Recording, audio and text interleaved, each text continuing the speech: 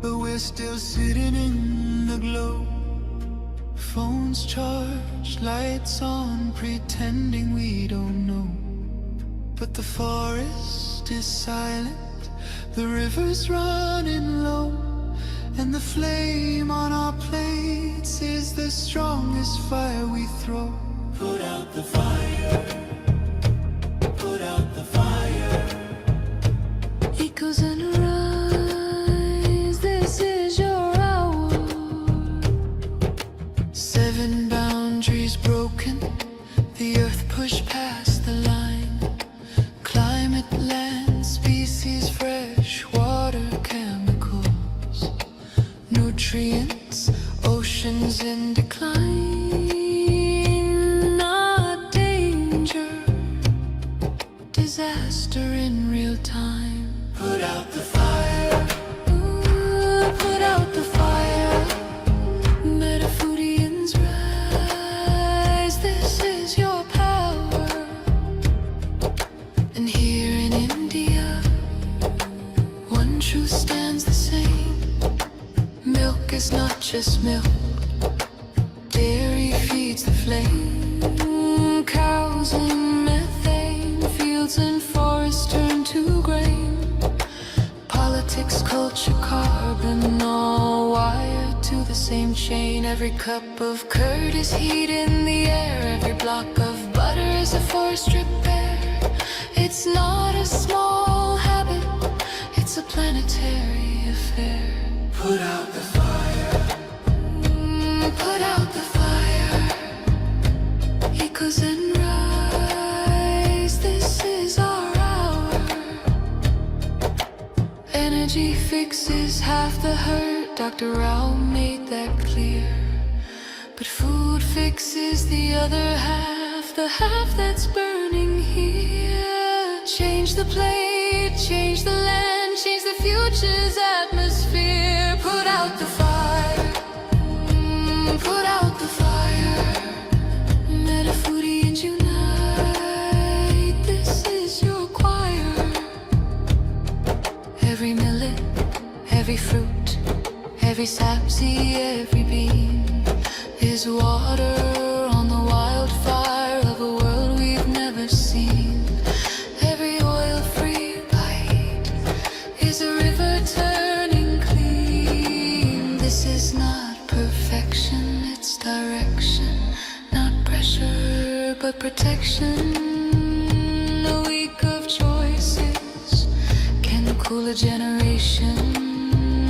A company's courage can ignite a nation. Put out the fire, ooh, put out the fire. Echoes and rise, this is your hour. Metafoodians unite, Metafoodians ignite, sharing love in the metazone, light in the path to a cooler home. Put out the fire, ooh, put out the fire. Together we rise, together we inspire.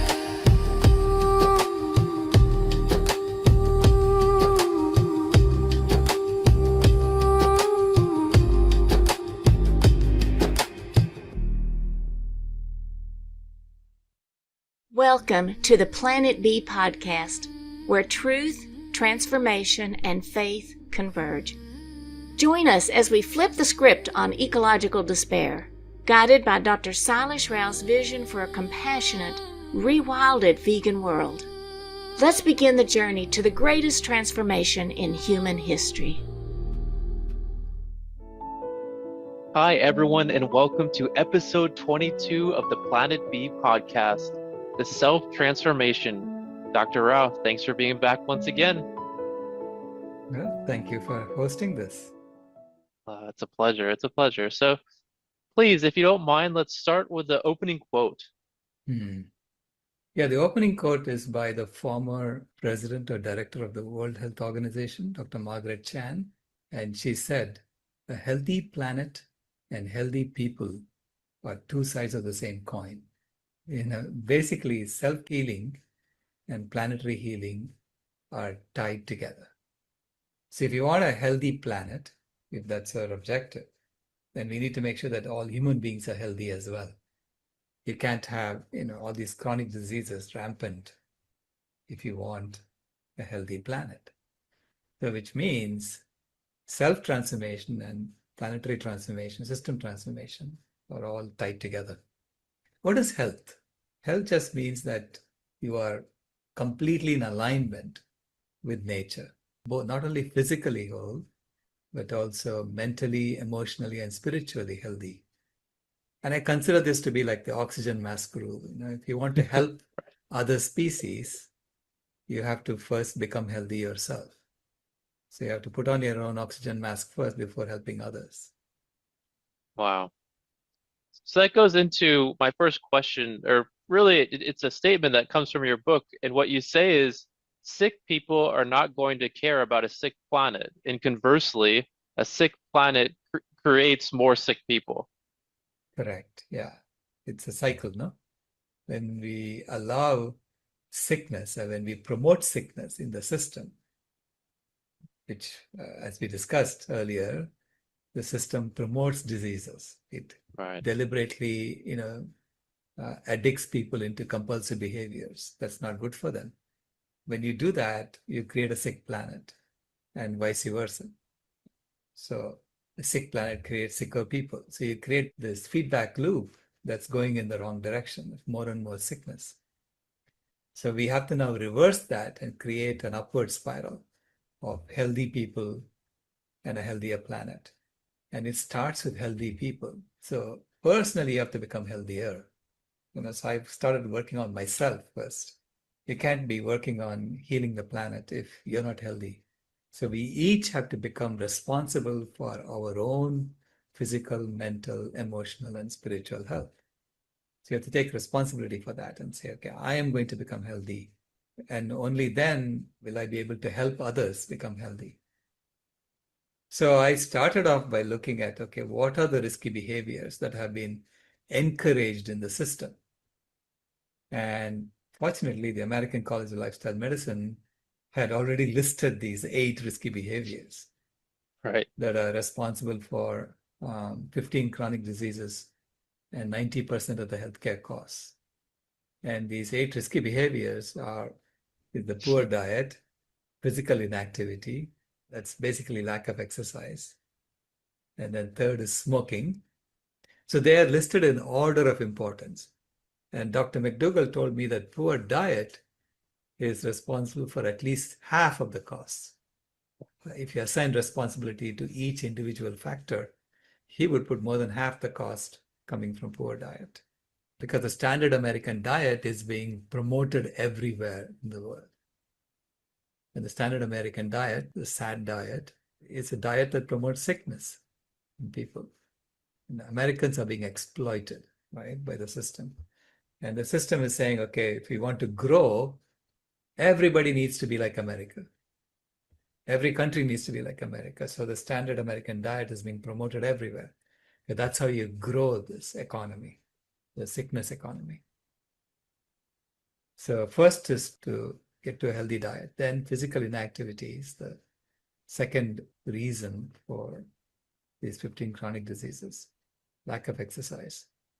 Third is smoking. Fourth is lack of health screening.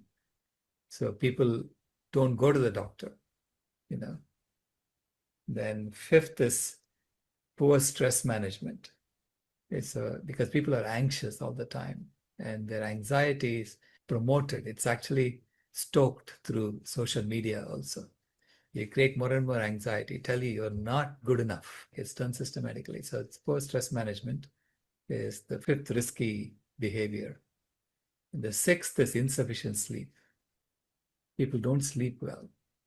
And that's causing these chronic diseases. Then seventh is poor standard of care. Even when you're sick and you go to a doctor, the doctor is not treating you for the right diseases. You're giving people all these drugs, and these drugs cause all kinds of side effects. It becomes like a toxic mess. So that poor standard of care is the seventh risky behavior. All right. That's responsible for 90% of the healthcare costs. And the last is excessive alcohol and drug consumption. That's the eighth risky behavior. Yeah. So when the American College of Lifestyle Medicine listed these 8 risky behaviors, why don't we just do the exact opposite, Right. right? And it turned out that it's similar to the 6 pillars of lifestyle medicine, what you get when you do the exact opposite. Where are those 6 pillars from? The American College of Lifestyle Medicine has the 6 pillars of lifestyle medicine. First Okay. is nutrition. So everyone should get proper nutrition. Second is physical activity. The third is stress management. So knowing how to deal with stress. Fourth is restorative sleep. And then fifth is social connection, what they call social connection, which is having a good community support. And sixth is avoidance of risky substances. All right. So these are the 6 pillars of lifestyle medicine. And lifestyle medicine doctors are trained to help their patients, manage these 6 pillars. But it turns out that if you take the 8 risky behaviors and do the exact opposite, you get not only the 6 pillars, you get 2 additional pillars. You get from poor diet to healthy diet. So that's the nutrition pillar. So let's go through these one by one, and you can kind of explain what they look like on Planet B. So if you don't mind, let's begin with that number one. So number one Right. is going away from poor diet to what you call the food healers diet. Correct. Yeah. So I call it the food healers diet because it's a whole food plant-based meals that are nutritionally balanced. So in food healers, we talk about making sure that every meal has an adequate amount of greens, vegetables, and beans, and legumes, and grains, and spices. So this way you cover all the nutritional needs. It should be a complete meal, having like a rainbow in each meal. When something tastes good, I mean, people think it's maybe from oil or, people are Mhm. addicted to cheese and animal meat, but what really makes us feel satiated when we're eating these, delicious whole food plant-based meals? Yeah, see, naturally, and our body seeks out things with salt, or things with oil or fat, because these are rare, in Mm, nature, right? So seeks it out and says, "Oh, wow, let me just store that because I may need it," right. right? So think about eating nuts in nature. Like if you have to eat a walnut, you have to first break the shell Yeah, and then eat the inside. So how many walnuts could you possibly eat? it's a lot of work. It's a lot of work, right? So this Yeah. is why, when we see an abundance of that, our body craves it. And Mm, unfortunately, the corporations are using that natural phenomenon that makes our body seek out those things. The corporations are using that to sell more of their products because that's the system we have created. It's not their fault, okay? We created a system saying that you have to keep growing. right. And to keep growing, they're going to want more and more people to consume their products. Yeah. So which means they'll figure out how to make you buy it, make you consume it. So loading up foods with oil and salt and sugar makes us consume more of it. Yeah. Because even sugar, our body seeks it out because, ripe fruit is rare. When the fruit Yeah. is ripe, you better eat it, you know, right? So in nature. So this is Yeah. why, we have that in our systems. We get satiated from a taste perspective when we exercise every part of our tongue. Mm, So you have to have a combination of sweet, sour, astringent, all of the taste, like even a little bit of bitter. So we normally seek out a little bit of bitter vegetables and eat them, bitter gourd mm, and eat them. And the idea there is that you have to have that variety of taste in order to get the balanced nutrition in your body. But we are satiated in our stomach when we fill our stomach with fiber mostly. you look at how much food you can eat in terms of volume. So our stomach says it's full when it's full in volume, Hmm. right? Now, if you eat oil, fatty substances, a lot of that, then when you fill your stomach, you would have eaten a whole lot more calories than you really will be using. And that excess calories in the form of fat gets stored. So when you eat food without fiber, fiber has no calories whatsoever. It's basically food for your bacteria in your stomach. Hmm. Okay. So it keeps your gut microbiome healthy, which is why you have to eat fiber. And since fiber has no calories, it has volume and it fills up your stomach without increasing the total amount of calories you're eating. Right. This is why when you eat vegetables and fruits, you don't put on weight. Like you put on weight with fat. But if you eat a lot of sugar, that sugar has a lot of calories, so that then all the fat can be stored. Hmm. So this is why when we eat processed foods with a lot of sugar, you put on weight. And you think it's the sugar that's caused the weight, but it's not the sugar. It's only the fat that you store. All right. And that's why it's important when we even transition to a fully vegan diet that we're focused on the whole food, plant-based Correct. foods. Correct. Yeah. Whole foods, plant-based, and lots of vegetables and greens and fruits so that you fill up your stomach with fiber. Yeah. That's wonderful. So let's go on to number two. So number two is moving away from physical inactivity and moving towards regular exercise or yoga asanas. Right, yeah. So it turns out that we have slow movements. That's when we exercise our body better. Hmm. Okay. It doesn't have to be really rapid movements. So slow movements, like yogasana is go through these different poses. So I normally do a sun salutation every morning, which is 10 different poses that exercise. They basically compress and expand every part of your body. So Good way to you're start. exercising. You're basically exercising all your joints and all your Hmm. muscles. Right? Yeah. And then I do 10 sets of those poses. And then I hold one pose for 6 minutes, which is the plank pose. Hmm. Okay. And that builds the core muscles in my body. So I've noticed that it not only builds the core strength physically, it also builds the core strength mentally, emotionally, and spiritually, Hmm. right? Because holding a position for 6 minutes, it's mental torture, okay? So Especially which the means if you, last 2 minutes, right? The last 2 minutes. right, because your mind is saying, why do you have to keep doing this? And I say, no, you do it because I am your boss, not the other way around. Yeah, because the funny thing is though, if you let that mind be your boss, then the sugar and the nuts and all that stuff, Right, you're eating that too. correct, yeah. Oh So dear. it's good exercise, when you hold a same pose for a long time. It's good mental exercise as well to tell your mind that you are the servant of the heart, not the other way around. That's beautiful. Yeah, Yeah.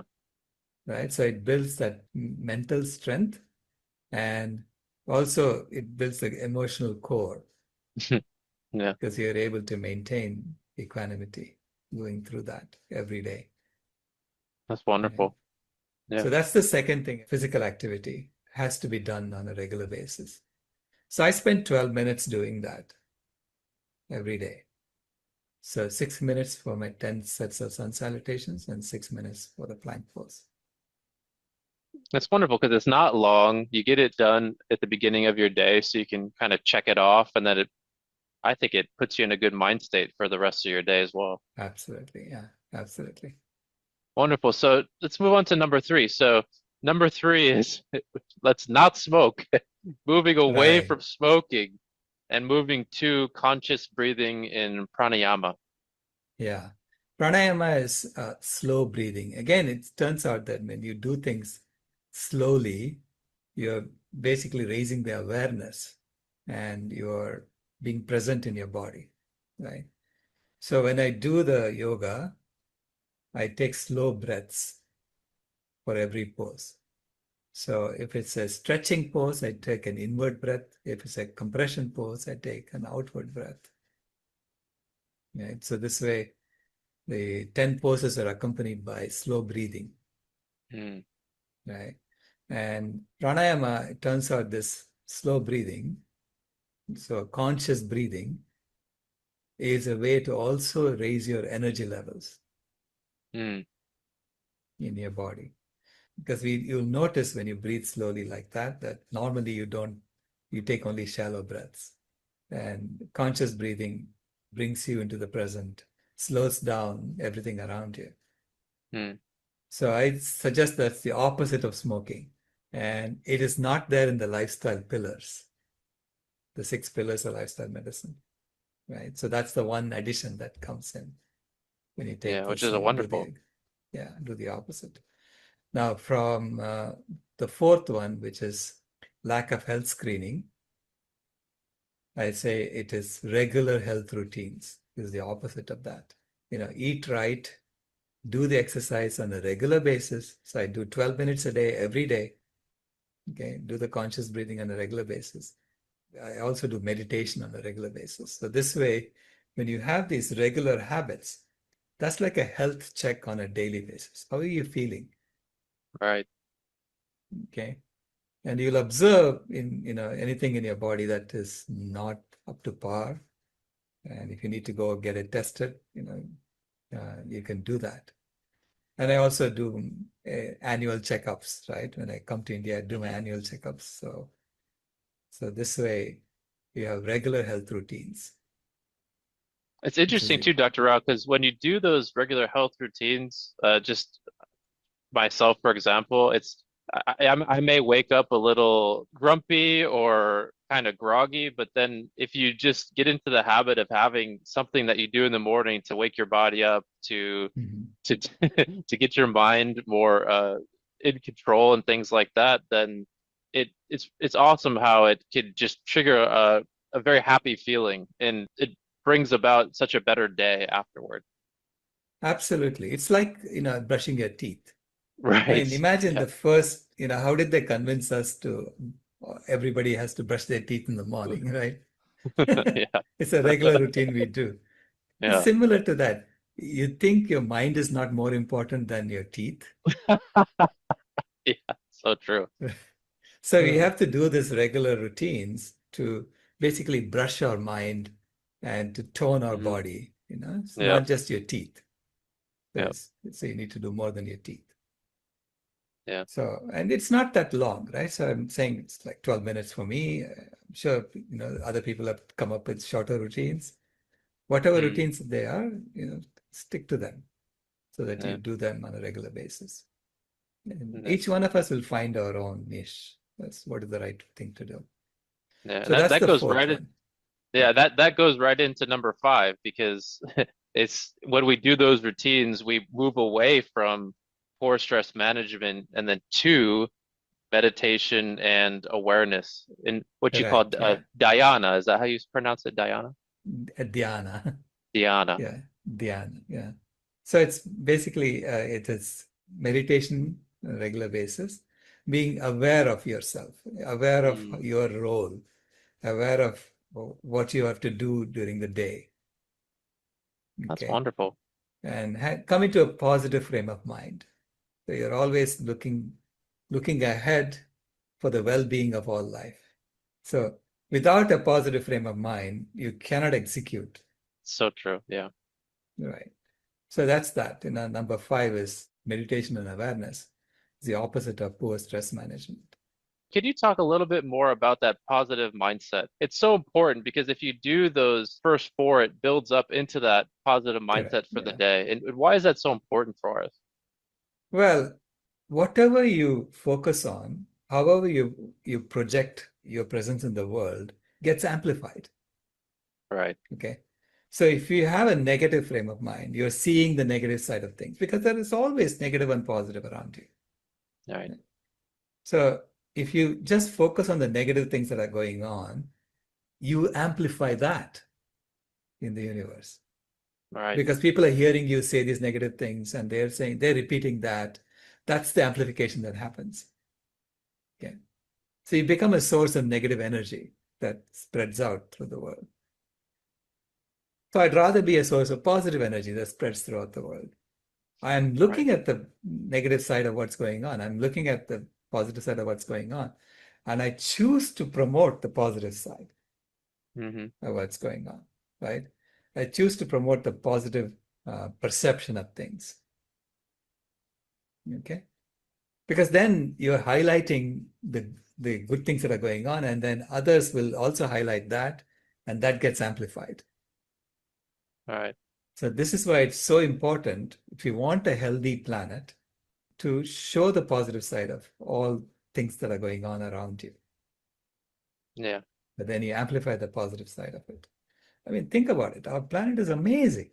Okay? It is. Despite everything we have done, despite all the chemical pollution we put into the environment, all of that stuff, there is still oxygen.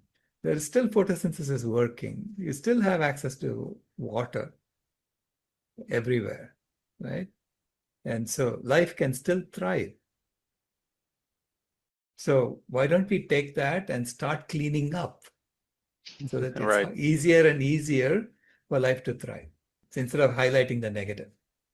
So that's why I always try to show the positive side of things.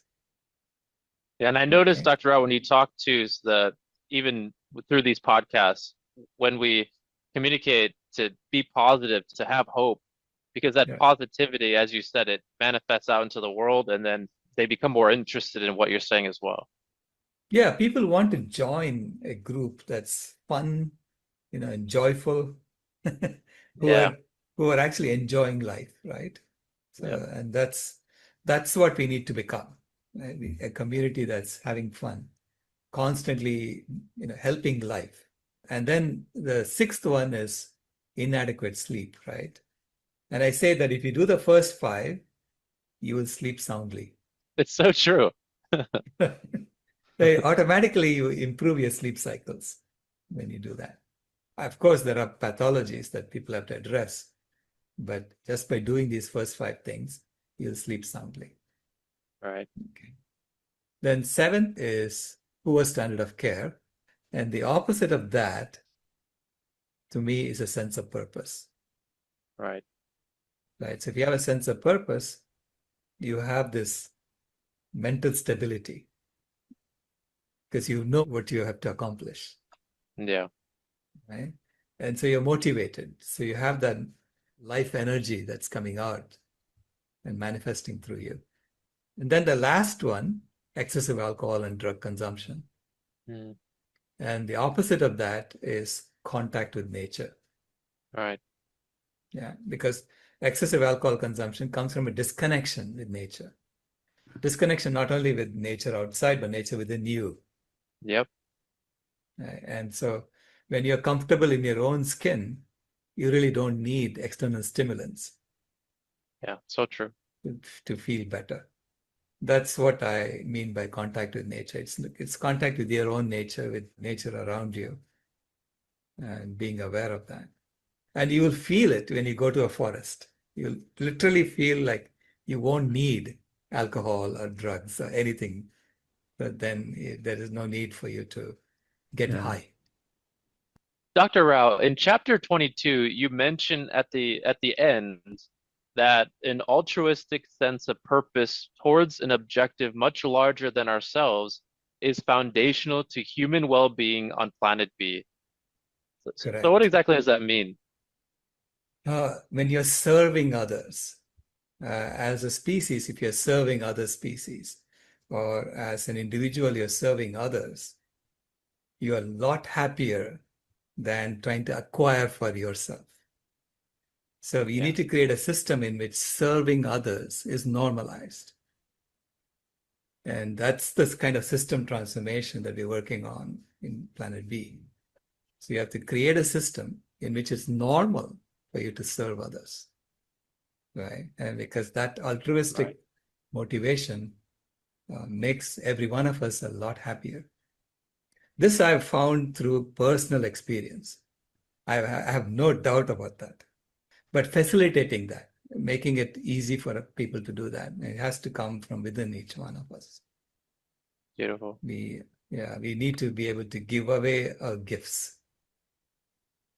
I think a famous person once said, I don't remember who said it, said, the greatest tragedy is how many humans die with their song still in them. What's wonderful, Dr. Rao, is that on Planet B, this systematic change, it puts at the fourfold the ability for humans to utilize those gifts given by the divine to create this beautiful planet. Absolutely. We are called now to bring forth our gifts and to restore the planet, stabilize it and maintain it for the benefit of all life. Look how beautiful the planet is behind me, right? That's planet Earth. Wouldn't you rather heal this and clean it up and make this a livable planet than go off to Mars where there is no blue water? Yeah. So think about that, which is what this chapter is all about. So as we wrap up the chapter, is there any final message you'd like to share with our audience? Please remember that self-transformation, getting ourselves healthier, is the foundation of all systems transformation. The two go hand in hand. So it's a system in which each one of us is going to get healthier, because as we get healthier, we make the planet healthier. So I look forward to joining you on this journey. Well, thank you so much, Dr. Rao, and thank you all for joining us for episode 22. Next episode is extremely fascinating. It's one I hope everyone joins us for, and that is chapter 23, Busting the Protein Myth. So thank you all for joining us today, and we hope you join us again soon. Bye. This has been a podcast from Planet B, where animals aren't resources, just neighbors. If you haven't moved here yet, we thank you for visiting.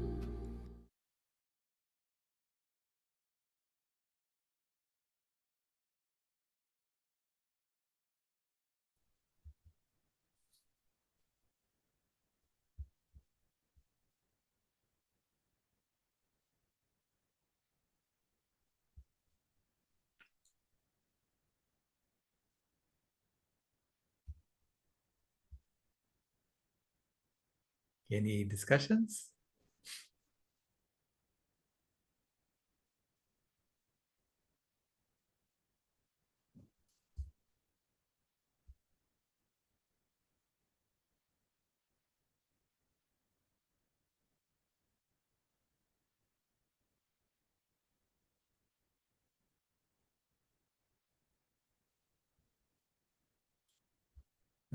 Go ahead, Jenny. Thanks. I was just hoping that maybe you could expand a little more on what the American College of Lifestyle Medicine is. Like, Oh, is it like you become a doctor and then you kind of join like a professional organization and it's kind of like a continuing education credit thing or is it like a college or yeah, yeah. just wondering to learn more about it. So American College of Lifestyle Medicine was founded like in the early 2000s by Dr. McDougall and Dr. Michael Greger, and some of these plant-based doctors. Mm. And they said we need to create a college that focuses on helping people get well by changing their lifestyle. Okay, and formalize that kind of study. So they have a certification program, so you can become a diplomate in lifestyle medicine. Oh, And it's so after you get your medical degree, you can go get certified as a lifestyle medicine doctor. oh, nice. Oh, okay. Yeah. So they have courses you have to take. And actually those courses, they're offering 2 of those courses for free to every Oh, doctor, cool. the basic stuff, right? Oh, So everyone can nice. take those for free. But then, to get certification, you have to take 10 other courses or something like that. So you have to pay for that. Okay. And so they have a database of tens of thousands of doctors who have gotten certified as lifestyle medicine doctors. And you Cool. can go to their website and you can type in your neighborhood, Yeah. zip code, and it will tell you which doctors in your neighborhood are certified in Oh, lifestyle medicine. oh, I really like that. Okay, so like the target audience is people that went to medical school, and this is kind of Correct. like a subcategory, like Correct. specialization, I guess. Oh, nice. Correct. Cool. Just like cardiology, any of those Yeah, yeah. things. Mm, But this is not done in medical schools. I think mm. some medical schools are now offering these courses. I know that some medical schools in India are offering these courses, lifestyle Yeah. medicine courses now. Yeah. Yeah. I guess like just a general question to the group, if anyone is currently seeing a doctor with one of these certifications, I'd be kind of curious on how you like it. But I think I would Yeah. maybe go to the website and just see who's in my neighborhood. So Yeah. be kind of Not cool. only can you do them, do that in your neighborhood, look for one in your neighborhood, you can also get consultation online with Oh, lifestyle medicine nice. doctors. Oh, Yeah. okay. Oh, Um, okay. I'm going to compile a list of all those and put it in my guide. Oh, nice. Yeah, Yeah, okay, I'm cool. working on the guide. Yeah. Um, and then I have like one more question. So you mentioned like your plank challenge, like Mm. can you maybe share just like your journey, like out of the gate, did you start with like 3 minutes or do you like work up by like 30 seconds or were you just like, Yeah, nope, I'm yeah. gonna go for 6 minutes and No. that's it? Good question. What happened to me was I fainted in a restaurant. Oh, So 3 years ago now, and I was out for 10 minutes. oh my And gosh. yeah, and so when I came back, um, they had already called the ambulance. The ambulance was there, and my granddaughter was screaming. She thought I had passed away, and my son was dabbing my head with a wet cloth. And then I said, actually, I feel fine. Right? I had eaten something that put me in that state Oh. in the restaurant. But then I wrote about it. I went, I had to go to the emergency room anyway, Mm-hmm. even though I said I'm fine. And then they did all these tests and they told me to go see a cardiologist. Oh. So I wrote about it in a blog, in the next newsletter, and Dr. McDougall called me. He was alive at that time. And so Dr. McDougall said, I'm going to make you an offer that you cannot refuse. You're going to take my course for free. Oh, nice. Yeah. Normally it costs like $3,000 to take his course. So he said, yeah, I'm going to offer it to you for free. And, hopefully it'll give you a few extra years on your life. Mm. So I did. I took his course. Oh. It was a 12-day course. And during the course, Jeff Palmer is the person who teaches you how to be physically fit, right, in the course. And he said, start a plank Okay. and do it for as long as you can. And I had to report I can do 30 seconds. Okay. This is 3 years ago, right? It's not that long ago. 30 seconds I could do a plank. I could hold it for 30 seconds. And then he said, do it every day and add 5 seconds every week. Oh, okay. So I was doing it every day, and every day, every week I would add 5 seconds. And by the time a year passed by, I was at like 5 minutes, So, Wow. and Yeah. then because you do the math, right? You'll be at 5 minutes. Mm. And then I got to like 6 minutes and I said, okay, I'm gonna stop because I can keep going. Yeah. Oh, wow. Okay. So now Oh, I do it as a fascinating. matter of course. To every Yeah. day I do the 6-minute plank because I realized there was, it had this tremendous benefits, building my core strength and maintaining my health. Mm. So that's the journey of, it only takes a year. If you do Okay. 5 seconds a week. Okay. Now you could do like, 2 seconds a day or 5 seconds a day, and you'll get there very fast, because your Mm. body knows, I have to do, okay, 5 more seconds. Okay. Because it knows it did it before, right? So it knows it can do Yeah, that. like you're kind of like conditioning it, like it Correct. knows. Yeah. Mm. Yeah. Oh, okay. And so that's how you do it. Oh, thank you so much for sharing. My pleasure.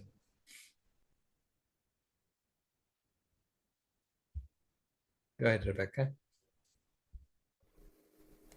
Thank you, Dr. Rao. Thank you. That's a beautiful session, and it's one that I'm continuing to work on, my self improvement.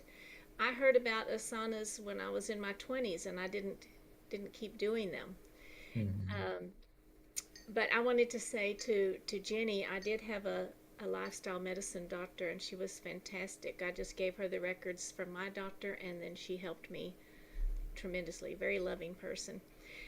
The question is if you can make a little more clear the connection between healthy people and healthy planet, because I'm picturing many of us are doing a lot, but we're not as healthy as we could be, like me. Um, but we're really, it feels like we're making a difference here. And then you have people who are doing asanas daily, going to yogas all the time. They're healthy, they look healthy, and maybe they're still doing some eating meat or maybe even smoking. I don't know, but so how it makes sense that they're connected, but I don't know how you connect them, the healthy people and a healthy planet. Okay. You have a system. I mean, basically, the planet's natural state is to be healthy. Okay. Okay? Our natural state is to be healthy. Okay. Okay. Now we have a system, a human engineered system, that is promoting diseases in us. Okay. And that's causing the planet also to be unhealthy. Okay? So it's causing diseases in us, and it is pushing the life support systems of the planet beyond. So all these transgressions are happening because of that, right? So now, for you to become healthy, you have to start questioning some of these truisms that you're told, these myths that you're told. Okay? Because otherwise, you won't be healthy. You're going to go along with the standard American diet, and you're going to have diabetes. You're going to have heart disease. you have a path that's designed for you in the system. That eventually, when you're really, really sick, you're going to take all your money and give it to those people. And say, okay, here, take everything I have and just keep me alive, right? So that's the intent, is to get all the money out of you. So then, when you as you become healthy, you start questioning the fundamentals. And when you start questioning the fundamentals, you'll begin to see that the entire system is built on these false myths. Václav Havel, in his essay called The Power of the Powerless, the title of the essay, Power of the Powerless, he talked about the power that you have as an individual to make a huge system change. And so how do you do that? He said, the totalitarian states that he was in Czechoslovakia at that time, they tell you, workers of the world unite. You have to put that sign out on your shop window every morning. So everybody does that. They don't believe that the workers of the world have to unite. Where would they unite? How is this going to happen? But they say we have to put it out because the government told you to do it. Okay? So everybody's putting that sign out, even though they don't believe it. But then, at some point, someone says, I'm sick of this. I'm not going to do that. And, it's not that there is a military coming and enforcing that you put the sign out, but everybody does it because everybody else is doing it. And, you want to just comply with it, not get into trouble, go along to get along, so you do these things. Now, we do things like that, and this is how we get sick. Okay? Everybody is eating only vegetables that don't, everybody buys only vegetables that don't have holes in them. So we buy that. And then we get poisoned vegetables because the worms don't want to eat the vegetables. Right? Right. Everybody thinks that protein is only found in meat, and they're eating meat. Where's your protein? They say, where's your protein? And they're eating the meat. And you all say, okay, I'll go along with that. Even though you know that elephants are getting so big by eating just plants. So slowly we change our mindset to go along with the flow. Okay? And that's how the system pushes us in that direction of diseases, more diseases. Now, how do you break that? He said, the shopkeepers, the totalitarian states collapsed when enough shopkeepers said, I'm not putting that sign up. I don't care about the workers of the world uniting anymore. Right? So we have, you don't realize how much power you have by not putting the sign out, not complying with what they're saying, doing the opposite of what they're saying. Okay? When you do that, you give courage to others to do that.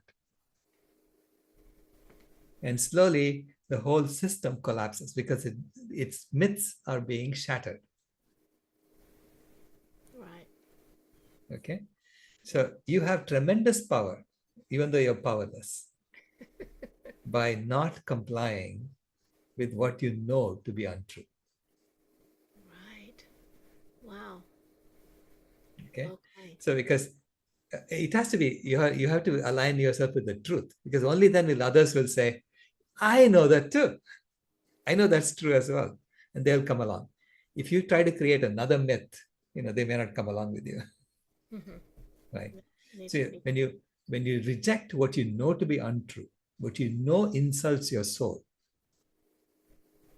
that's when you exercise your power. And you become tremendously powerful because others will follow you. And they will say, yes, you're right. That's all. That's untrue as well. And then the myths shatter in the system.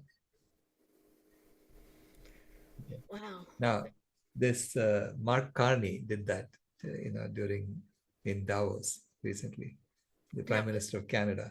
Oh, okay. He used this story of Václav Havel's story, this essay. And he said, we have all been putting out the sign saying, America is a benevolent power that's going to protect all of us. And he says, I am no longer putting that sign out. Wow. Right. Mm-hmm. That's good. The non-compliance. The non-compliance, and saying, okay, I'm going to go talk to others and figure out what to do. So, I mean, this could be the drums of war that's being beaten to now, but at the same time, I say it gives me a lesson, so it's saying that's how you change. Don't go with the flow when you know it is not true. Right. Okay, so be true to your soul. And I mean, I was reading actually Dr. Faraz Harsini's newsletter, Mm-hmm. and he wrote about his mother and how every woman in Iran has to put on the hijab, even though his mother doesn't want to. She said she's not religious. She doesn't want to do it. But she's forced to. If she doesn't do it, they come and beat her, right? They throw her in jail and beat her. So that's when you put the hijab on, it's a sign of compliance with the system. Mm-hmm. Saying, I know you're oppressing me, but I'll go along to get along, right? Mm-hmm. So what will it take to overcome that? Now what's happening is there are women not putting down, they're protesting. Right. And they have other men protecting them, right? So it's driving the regime crazy. Anyway, that's how you do it. Yeah. Yeah. Okay, I get it. Thank you so much. Okay. Now you know you're powerful. Yes. Thank you, Sailesh. Sunny. Sai. I think Joy had a question. Can probably ask. Judging, yeah, I think Sunny was before me. I think correct. he And raised his hand, then lowered it. So Sunny, I'll let you Okay. go first. Yeah. Okay, fine. So, uh, first of all, thanks, Rebecca. I was going to ask the same question. So, uh, I was just wondering that there's a lot of money put into the current system, right? For the current medicine to create diseases. There's a lot of right, infrastructure built around it to treat right, diseases, to the surgeries and all. So, right, to break that system, how is it possible?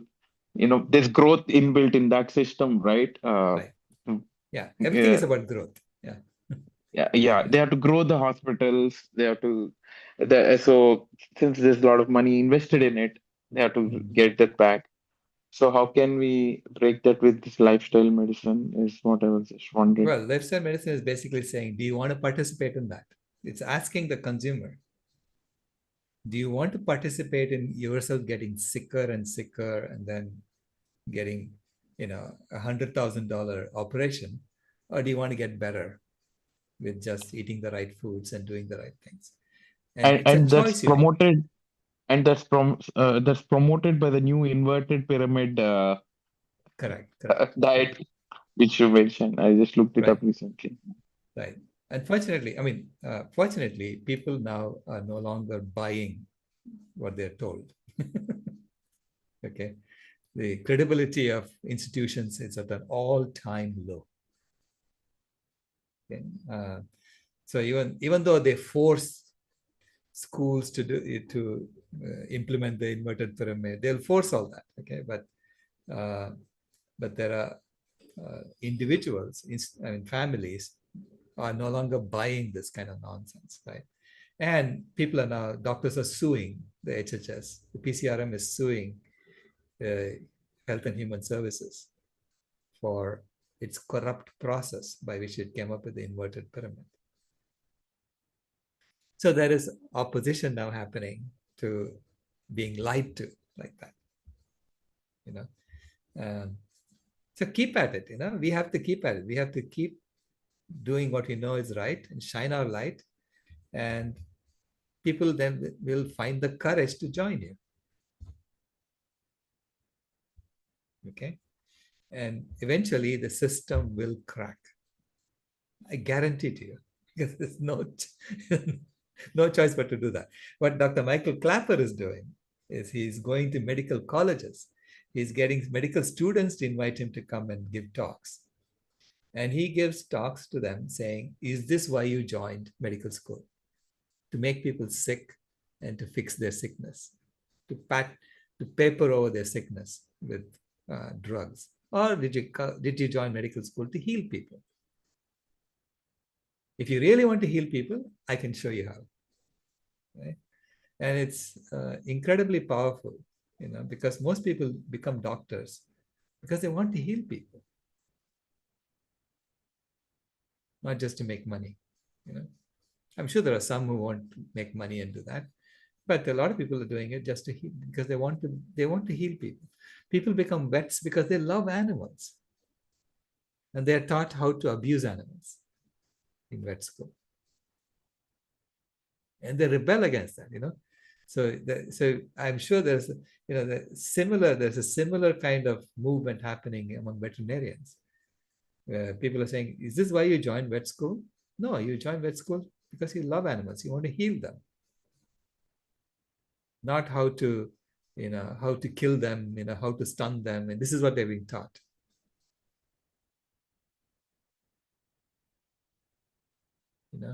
And so that's because the animal agriculture industry has its tentacles are everywhere.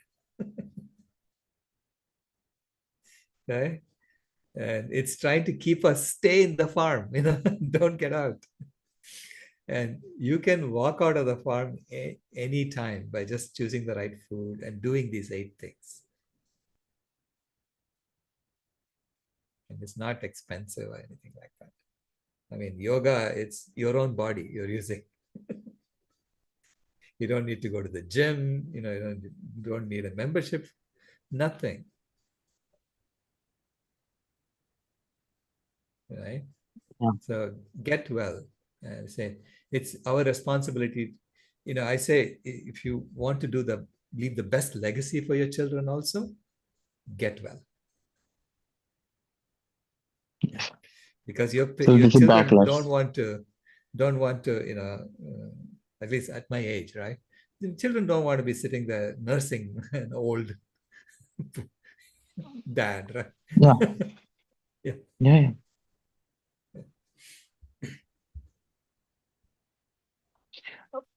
Just wanted to add one point. I don't know if you've noticed the document with the inverted pyramid.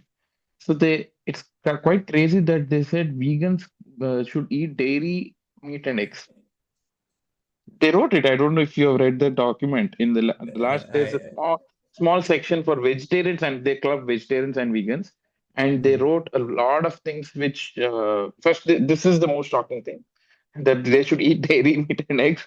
And then they also wrote a long list of nutrients which vegans are deficient in. I see. So you might want to look it up. Yeah. Yeah, they should read the latest 2025 paper from the American Dietetic Association. It says it's perfectly adequate for all.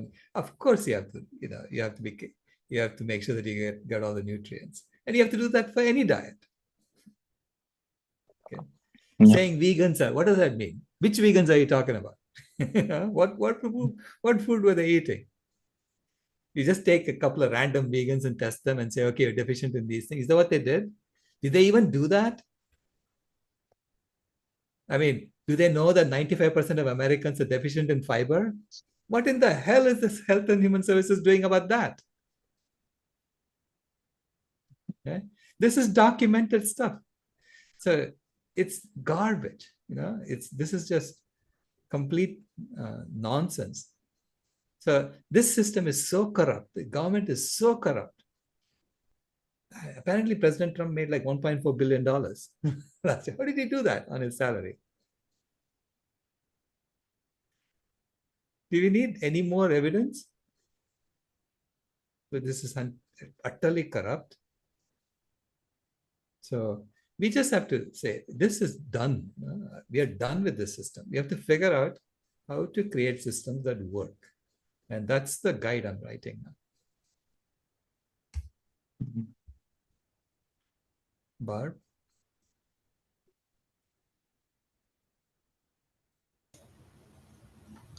Well, I'm just going to ask, did you want me before, is it Joji?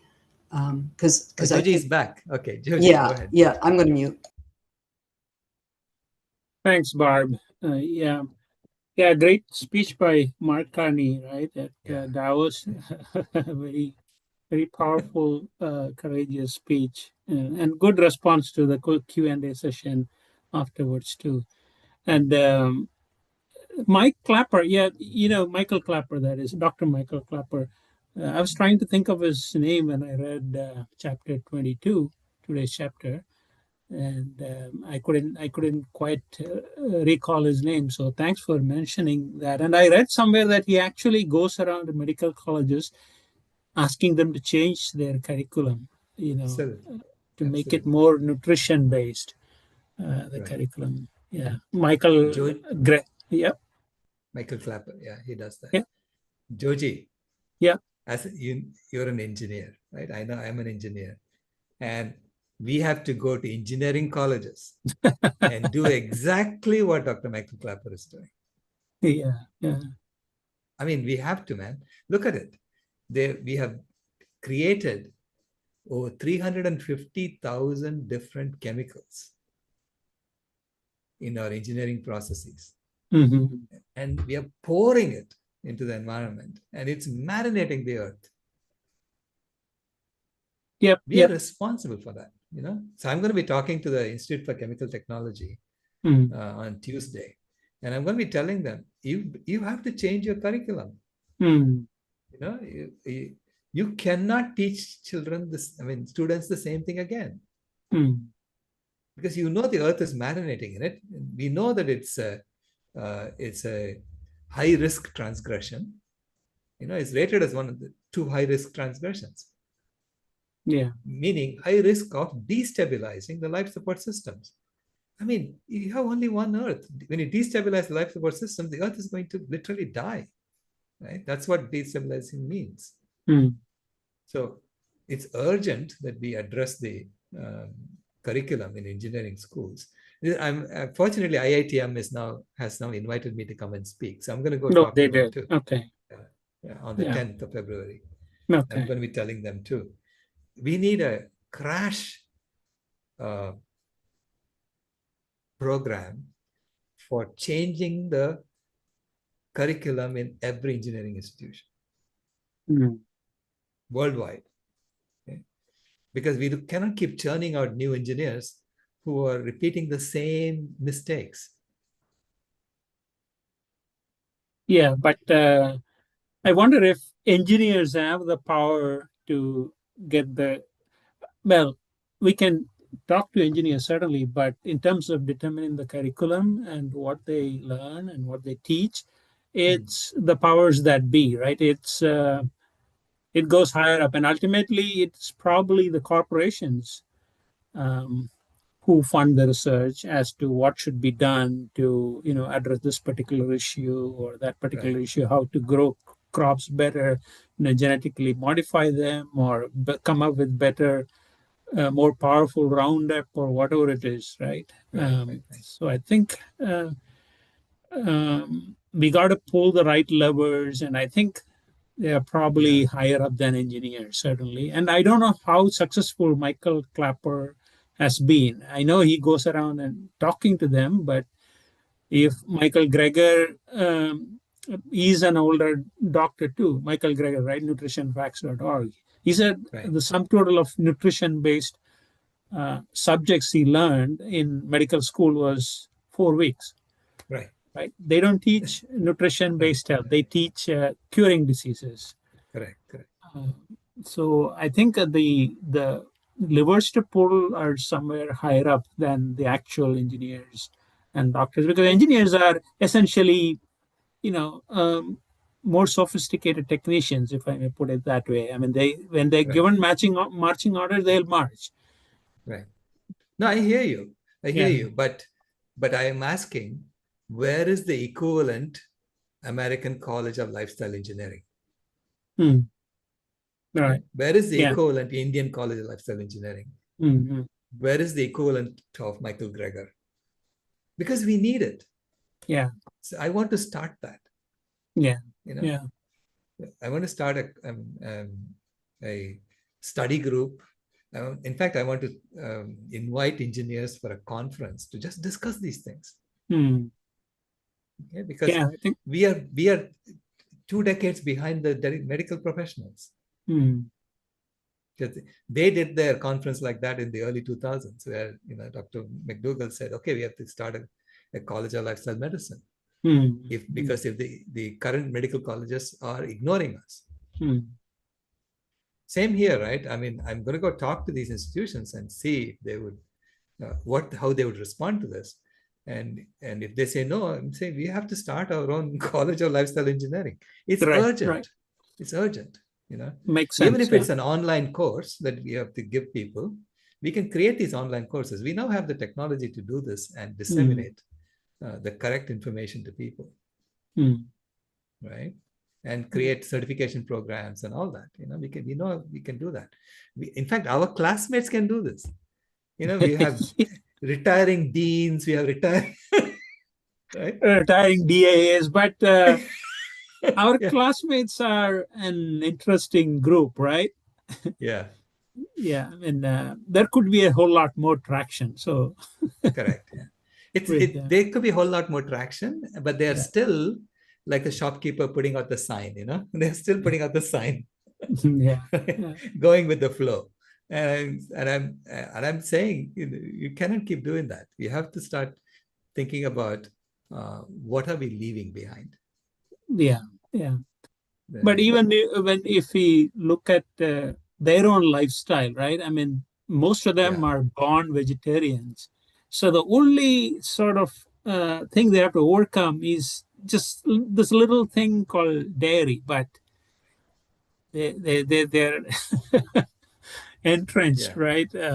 Anyway, I had another question, which is more of sort of a comment that it's about yesterday's sustainable development goals. And today morning, I woke up thinking that sustainable development is an oxymoron, and I Googled it. Right? Is sustainable development an oxymoron? And a lot of links came up where people are arguing. Some people say it is an oxymoron. You cannot have sustainable development, but some people say you can have it within uh, certain contexts with specific guidelines and things like that. Right. And then I looked at the goals themselves. Number one is no poverty, and I was thinking about what do you do? How do you develop that goal once you have satisfied it, right? Once you have no poverty, and if you want to develop it further, I mean, immediately it comes in, oh, you have to raise everybody's standard of living, right? And that's how that goal number 8 kind of comes in. You got to have decent work and economic growth. So I was thinking maybe these goals need to be simplified, or the name has to be simplified and just make it sustainable goals, right? Just a thought, yeah. Look up the work of Manfred Max Neef. I'll put his name in the chat. Okay. Manfred Max Neef. I'll put his name in the chat. He's a Chilean economist. And he talks about the difference between growth and development. Okay, he distinguishes between the two. And I think you are confusing development with growth. And he believes that we need development and not growth. So he wrote a whole book on that. I don't remember the name of the book, but look him up. I referred to him when I did my research for carbon yoga. I was reading his work. I understand sustainable development could be interpreted in two different ways. One is about developing practices that will build the sustainable end goals. That's one way of looking at it. The other could be, and this would be the more layman interpretation, is what I think is to say that there is inherent development built into these goals, right? Because once you, for example, no poverty or zero hunger, once you hit those goals, it's like, what do you do next, right? And you sustain it. You have to sustain it. Yeah. So so I think, in my opinion, sustainable goals should do it. That's right. You're right. You don't really need to put the development. But I think they put the development to get all the poor countries on board. Because they're not saying, hey, we need more stuff. Yeah. And one more quick thing, since you mentioned Dr. McDougall, did he change your diet a whole lot? I heard that he is very carbohydrate centric, right? Correct. He says he eats a lot of rice and potatoes and things like that. Yeah, brown rice and potatoes. Now, I mean, basically, even Dr. Douglas Graham says the same thing. He says 80% carbs, 10% protein, 10% fat, 80-10-10 diet. And Dr. McDougall is the starch-based diet. And basically, he said, whole food, plant-based. And I was doing that. See, what happened to me was I was going towards a whole food plant-based. I had become more and more whole food plant-based. Then I went to this restaurant and I got tempted by chana bhatura. Right? And I said, okay, I'm only eating once in a while. So what's the big deal? So I had, and I've eaten it before, right? So I said, let me have a chana bhatura. And I did. And it was so oily that my body said, Mayday, Mayday. I don't know how to deal with this. And it put me to sleep. It knocked me out for 10 minutes just to deal with that. That's really what happened. Okay. This is an interesting one. How can chana bhatura knock somebody out? It did.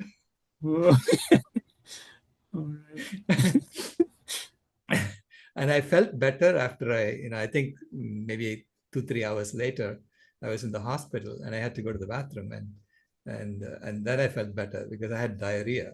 I just got rid of it completely. So since then I know that don't get tempted because this is not you're putting the wrong fuel in your body.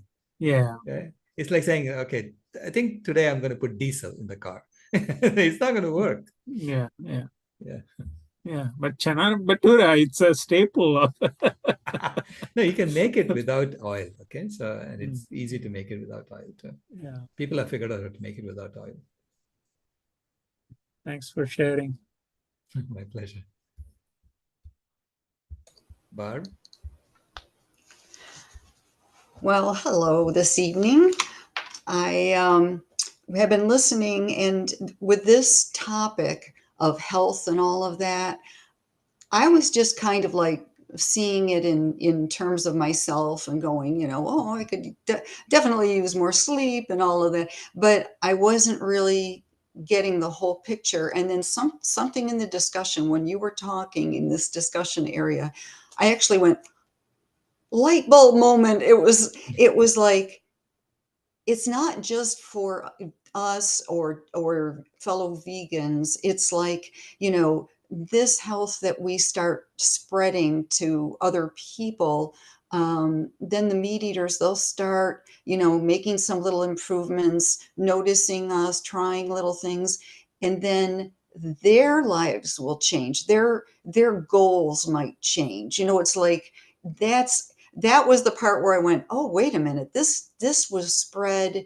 and they'll start understanding what we're going towards. So that was one thing. I've got like 3 things, but they're pretty quick here.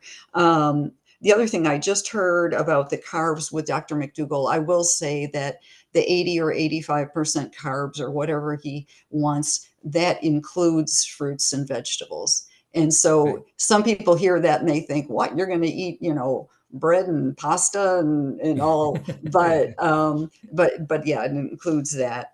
So the other thing was, when we talk about that food pyramid, Dr. Matthew Nagra, or I'm not sure how to pronounce his last name, but he has just gone through and told why vegans are not deficient in an awful lot of those things, and he did a really good job of that.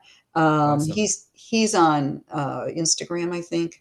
And then what it shows, what it reminds me of with how they keep sticking meat and everything, and they stick dairy and everything and all of that, is how they kept, like how they made pizza with cheese and then cheese in the crust. It's like, they stick it everywhere they can. Right. Right. Yeah. So let me see if I covered all of my things. I think so.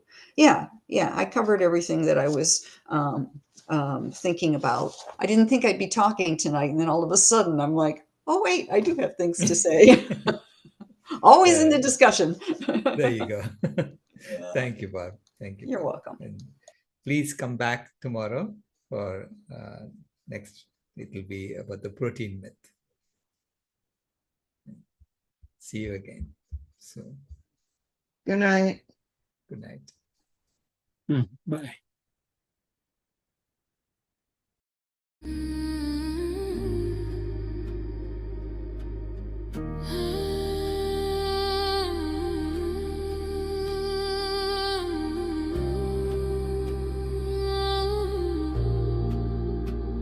The house is burning, but we're still sitting in the glow. Phones charged, lights on, pretending we don't know.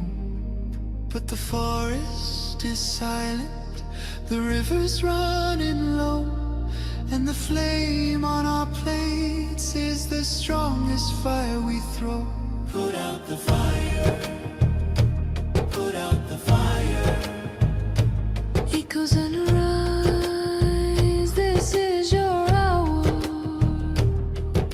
7 boundaries broken, the earth pushed past the line. Climate, land, species, fresh water, chemicals, nutrients, oceans in decline. Not danger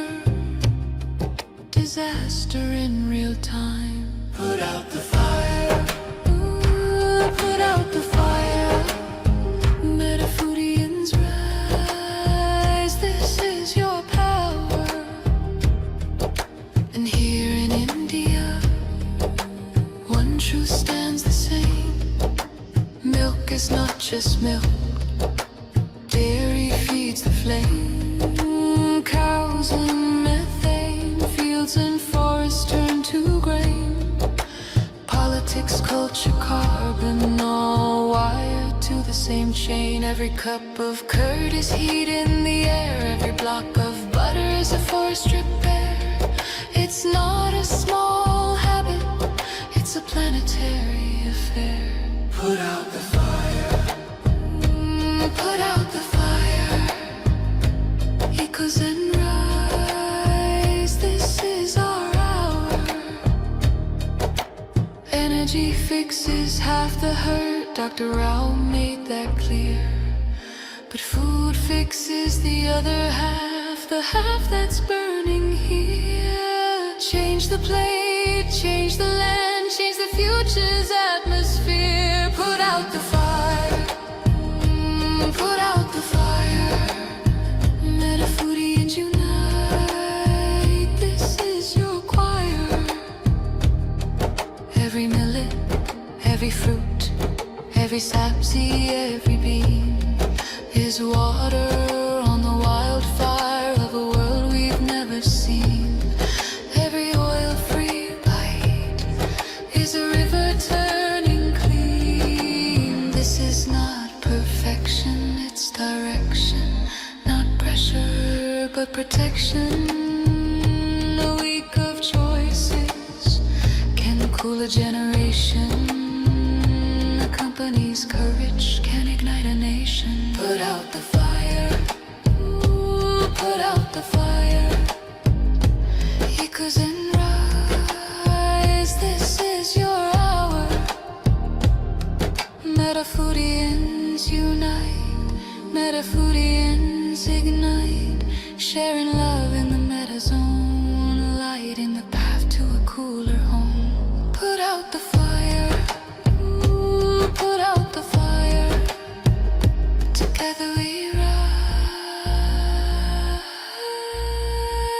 Together we inspire.